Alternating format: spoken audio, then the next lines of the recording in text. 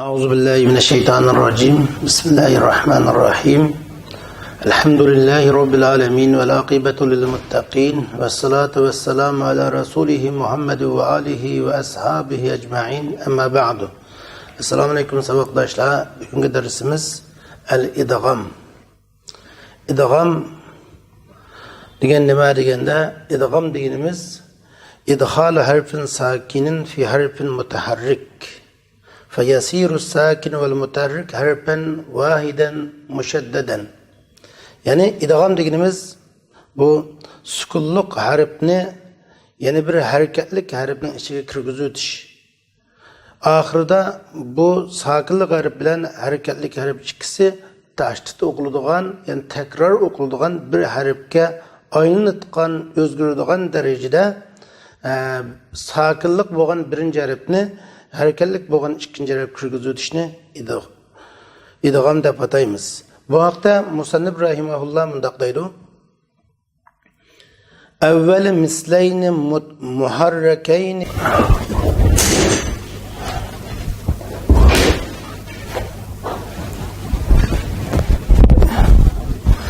Aldın kaldı asla.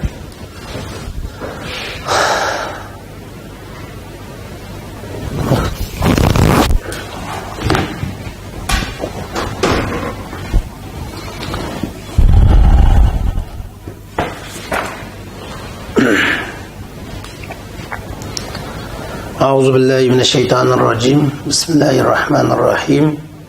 Elhamdülillahi Rabbil alemin ve l'akibetu lil muttaqin ve salatu ve selamu ala Resulihi Muhammed ve alihi ve ashabihi ecma'in. Amma ba'du. Esselamu aleyküm sabıkdaşlar. Bugünkü dersimiz el-idgam. İdgam degen nima degende? İdgam degenimiz idhal harfin sakinin fi harfin mutaharrik. فَيَسِيرُ السَّاكِنُ وَالْمُتَحَرِّكُ حَرْفًا وَاحِدًا مُشَدَّدًا. Yani idgam degenimiz bu sukunluk harfini yeni bir hareketlik harfinin içine kirgizitiş. Ahırda bu sakinlik harf bilen hareketlik harf ikisi taştı okulduğun, yani tekrar okulduğun bir harfke aynıtkan, özgürlüğün derecede sakinlik boğan birinci harfini hareketlik boğan ikinci harf kirgizitişini idgam dep ataymiz. Bu haqda Musannif rahimahullah mundaq deydi. Evvel misleyni muharrekeyni fi kelime idgim la kemisli sufab ve zulalin ve kilalin ve lebeb ve la kecussesin ve la كخصوص بي ولا كحيلل وشذ في الألل ونحوه فك بنقل فقبل. إدغام أول مثلين محركين في yani işkidanı okşaş hareketli harfinin birincisini ikincisiga kirgizitish. Yani fi kelimetin bir kelime dikegen, ikisi bir kelime dikegen, her ikisi asli hareketlik boğan, okşaş bir cinsten boğan iki harfinin birincisini ikincisiga kirgizivetin. Mana bunun özü idgam şekillengen buludu. Ama idgam kılışkı bo'lmaydi. Supab okşaş yine fual vezni kegelleri ve zulul okşaş fuul vezni kegelleri kilal okşaş fial vezni kegelleri ve lebeb okşaş faal vezni kegen bazı sözler idgam kılınmaydı. Şundakla cüsses okşaş boğunu idgam kılınmaydı ve oksus abi okşaş boğalları idgam kılınmaydı. Heylele okşaş boğalları idgam kılınmaydı. Ve şezze fi alil. Alil ve alilnin okşaşlarda fakkun idgamning yeshilib kelishi, idgam qilinmay kelishi şaz az bo'ldi. Kelganlari samoilik bilan qabul qilindi. Demak, idgam odatda bir necha shart hosil bo'lganda idgam qilinadi. İdgam qilinish uchun birinchi u söz so'pab, durar deganga o'xshash pual vaznida bo'lmaslik kerak.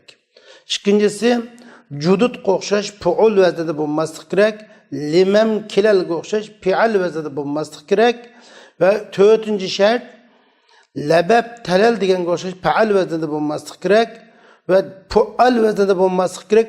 Jussas deganga o'xshash. Chunki buning avvali tashdidliq. Jussasning ikkisini kelgan bilan birinchisini tashdid bo'lganligi uchun shunga jussasga o'xshash bunda kelganlari idg'om qilinmaydi. Va oltinchi shart u ikki harfning ikkinchisining harakati arizi bo'lmaslik kerak.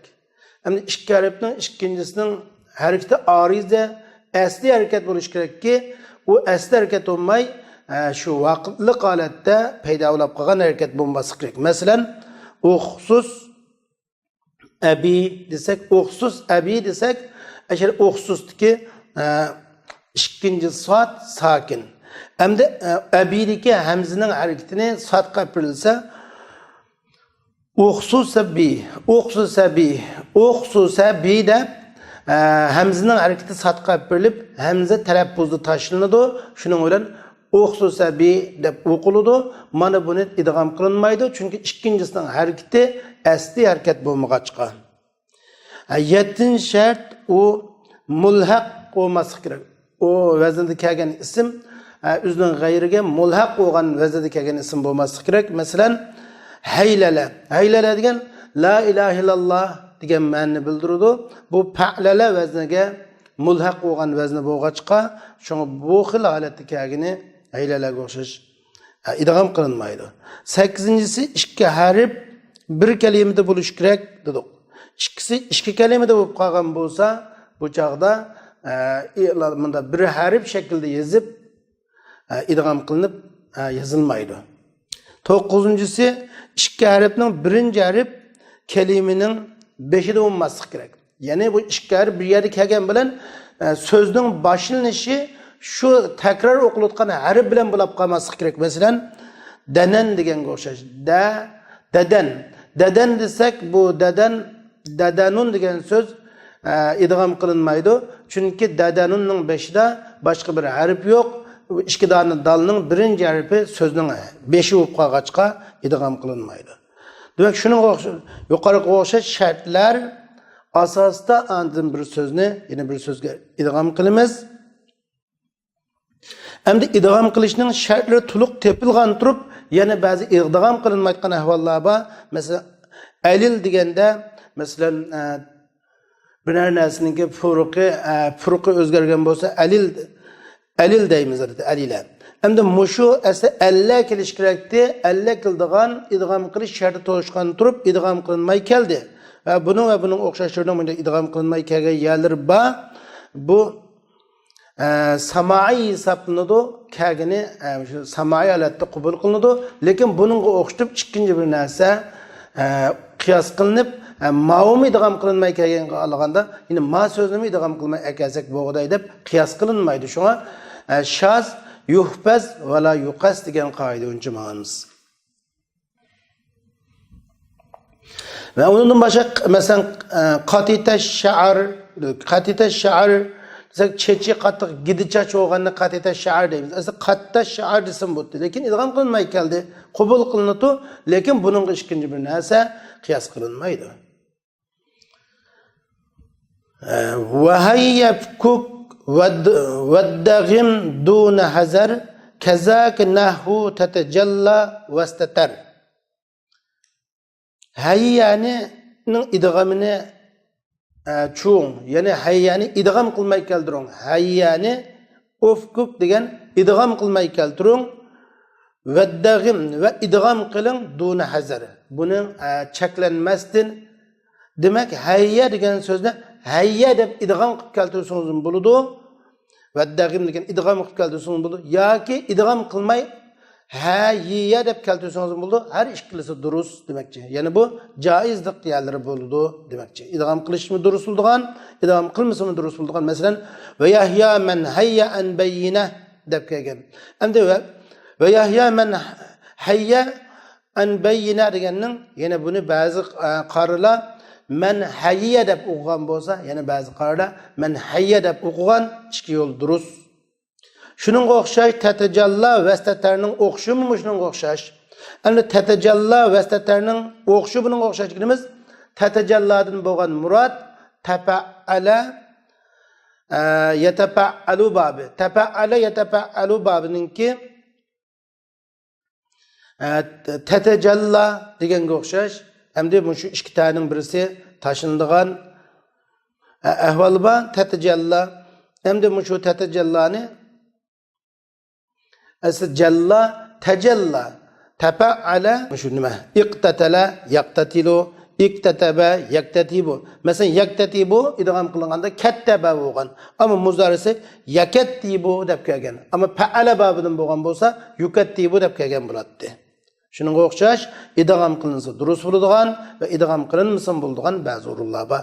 Mesela istaf'ala babininki istataraga o'xshash ifta'ala babidan kelgan istataraga o'xshash tafa'ala babidan kelgan tatajallaga o'xshashlar idgam qilinib keltirilsin butu idgam qilinmasin bo'ladi. Va ma bita'in ibtidiyab qad yaqtasar fihi ala ta katabayyanu al-ibar. İşki ta bilan başlangını bima ta'ayn ibtidiya. İşki ta bilan başlanganlarida tabayyanul aberga o'xshash bir ta'dalam to'xtalishi durust. İki ta bilan boshlangan so'zlar ba'zida ikki taning birisi tashinib, shu ikki taning biridan shu to'xtusi bo'ldi. Tabayyanul ibar degan o'xshash. Tabayyana tatabayyana tafa'ala tatafa'ala degandek tatabayyanu bo'lib, endi bir ta tashlangan tabayyanu bo'lgan. Shu tabayyanu desak bir ta tashlanga o'xshash tatanazzalu qolgan o'xshash. Endi ikki ta bilan boshlanganning bir ta'si tashlab yana bir ta bilan bo'ldi qilinsa bo'ladi deymiz. Va fukka haysu mudghamun fihi sakan likawnihi bi muzmar rab'il taran. Nahu halaltu ma halaltahu wa fi jazmin ve shibhil jazmi takhirun qufi. Siz idgam qilingan so'zning sukuni o'qilgan chaqda idgamni yeshib o'ting. Fukka idgamni yeshib o'ting. Qanday chaqda? Hays mudghaman fi sakan. Endi idgam qilinguchi, ya'ni ikkinchi harfi sukun o'qilganda idgamni yeshib o'ting. İdgamsız holatga keltiring. Nimishki u ikkinchi harfi sukun o'qilib qoldi desa, ikkinchi harfi zamiri rab'iga tushab kelganligi uchun. Masalan, ta'ul fa'il, na'ul fa'il, nunun nisbatlarga tutashganlikning jihatidan sukun o'qilgan joyda idgamni yushvatsangiz bo'ladi. Masalan, halaltu ma halaltah deganga o'xshash. Endi halla degan so'z ta'ul fa'il va na'ul fa'illarga nunun nisbatlarga tutashganda idgam yeshildi. Masalan, hallu, hallat, hallata, halalna, halalta, halaltuma deganga o'xshash. Buni idgamlar yeshilsa bo'ladi. Va fi jazmin va shibhil jazmi takhirun qufi. Ammo mushu jazmi o'qilganlarda va shibhil jazmlarda jazmi o'qilayotganda va jazmi o'qilganga o'xshaganlarida ixtiyor qo'yildi, ixtiyor berildi. Masalan, halla yahulluning lam yahulla desak bo'ldi, lam yahlul desak bo'ldi. Jazm o'qildi. Jazm o'qilganiga lam yahlul dashkim bo'ladi, lam yahulla dashkim bo'ldi. Ikki yo'l durust. Ammo shibil jazmi degan nima desa, shibil jazmidan maqsad amr maqsad. Chunki fil amrining oxiri nimaga mabni desa, fil muzarining jazm o'qilgan holatiga mabni deymiz. Unda halla yahullning hulla deb amr kasim bo'ldi yoki uhlul deb kasim bo'ldi. Amrsi ishlanib onun uhlul kasim bo'ldi yoki amr bilan hulla kasim bo'ldi. Xuddi shaddaning shudda deb amr kasim bo'ldi, ushdud deb amr kasim bo'ldi. Masalan, yashudduning lam yashudda deb kasim bo'ldi, lam yashdud deb kasim bo'ldi. Bunda ixtiyor demakchi. Wa fakku af'il fi ta'ajjubil tuzim vel tuzimel idgamu aydan fi halum. Taaccüpteki ef'ilnin idgamının yişilişi lazım tutuldu. Yani pil taaccüpte ef'il vezni kelgen pil taaccüpnin idgam kılınması lazım. İdgam kılınıp gelse olmaydı. Ama halummada idgam kılış lazım tutuldu. Halumma çokum idgam kılınışı lazım. Pil taaccüp idgam kılınması lazım. Mesela eşdid bi zeydin, ahbib bi zeydin degan go'şta, eşdid, ahbib degan go'şta sözler bu idgam kılınsa olmaydı. Çünkü bu pil taaccüp formulası kelgen sözler bo'lganligi uchun. Halumma idgam kılınıtı, halmum deb kelmey, halumma deyildi ama halmum deb munda kelmaydi. Bu halumma davamlı idgamlı qalat dikildi. Bunun sebepleri neymiş qarasa, bu tunulgan ma'rub bo'lgan vazna o'zgarib ketmaslik uchun. Çünkü bunun anda pil taaccüpning idgam qilinib kelgan shakli, masalan ashdid, ashiddi, ahbib yoki ashidda yoki ahibba deb bunda holatda pil taaccüp shakli vazni kamiganligi uchun halumma halmum shaklida kelib boqmaganligi uchun, ya'ni ma'rub bo'lgan vazni o'zgarib ketmaslik uchun shunga halummaga o'xshashlar ma'rub vaznlar idgam orqali i'rob o'zgarib ketadigandak bo'lsa, ma'rub holatda qalb qilish lozim. Mashhur bo'lgan vaznda qalb qilish uchun shunga mashhur vaznda kelgan so'zlar shu bo'yicha bo'ladi. U idgam qilib vazni o'zgartirsa bo'lmaydi deymiz. Mana bu mush kitobimizningki oxirgi idgam darsi shundan oxirlashdi. Oxirgisi musannifningki xotima. Ya'ni kitobimizningki grammatika va sarf haqidagi dars shundan oxirlashdi.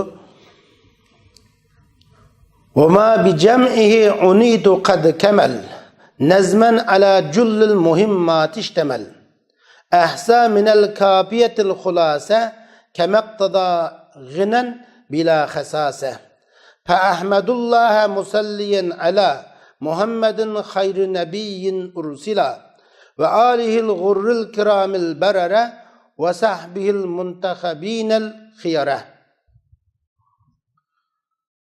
Musannif rahimahullah deydi ki, men jug'lab mush grammatika va morfologiya haqida jug'lashni maqsad qilgan qoidalar eng muhim qoidalarni o'z ichiga olgan she'riy shaklda to'liq bo'ldi. Bu she'riy shakldagi bu she'r kapiyandan bir xulosalarni jug'ladi. Yoki ahsani biz nazmanning ikkinchi sifati qilsak bo'ldi. Men maqsad qilgan grammatika va morfologiya haqida jug'lashni maqsad qilgan qoidalar eng muhim qoidalarni o'z ichiga olgan kapining xulosasi bo'lib hisoblanayotgan bir nazmi şekilde, şiiri şekilde to'liq bo'ldi. Shundaqla bu kitap nurg'un foydali mazmunlarni o'z ichiga oldi. Men Alloh subhanahu va taologa hamd aytaman. Payg'ambarimiz yine Muhammad alayhisolamga va elchi va nabiy bo'lgan, mursal bo'lgan payg'ambarlarning eng yaxshisi Muhammad alayhisolamga va uning eng yaxshi, muborak, hurmatli bo'lgan oil tavobatlarga va yaxshi eng tanlangan sahobalarga durud yo'llayman. Mana bu musannifga Alloh subhanahu va taolo rahmat qilsin. Musannifningki shu Alfiya degan kitobi shundan tamom bo'ldi. Bu kitobningki umumiy 5 soni 1002 beyt bilan tamom bo'ldi.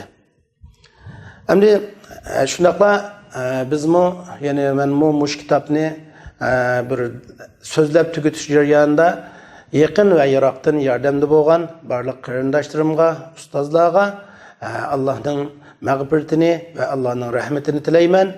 Va shuni bilan birga mush darslikning bitib oxiriga chiqishiga alohida kuch chiqargan o'quv ta'lim markazi Deki barlıq şu dərslikning bitib chiqishi ko'ngil berilgan barlıq qarindoshlarımga Allohning rahmati va mag'firatini tilayman va mush kitobning bir Allohning xolis rizoligi uchun bo'lishini shu orqali barlıq gunohimizning mag'firat qilinishini Allah subhanahu wa ta'aladan tilayman va oxir da'vana anil hamdulillahi robbil alamin.